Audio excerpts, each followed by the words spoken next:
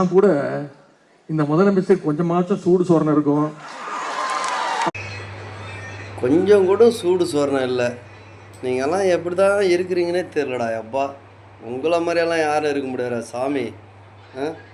உங்களுக்கு இருக்கிற சூடு சோறுனா, உங்களுக்கு இருக்கிற ரோசம், உங்களுக்கு இருக்கிற மானம், இதில் எதுனா கொஞ்சமாச்சும் உங்களுக்கு இருந்திருந்தா ஒழுங்காக அடுத்தது நம்ம எப்படி ஆட்சியை பண்ணலாம் அப்படின்னு யோசிப்பீங்கடா திருட்டு பசங்களா. நீங்கள் வந்து அவருக்கு சூடு இல்லை சொரணம் இல்லைன்றீங்களே, ஃபஸ்ட்டில் உங்களுக்கு மண்டையில் எதுனா இருக்குதாடா?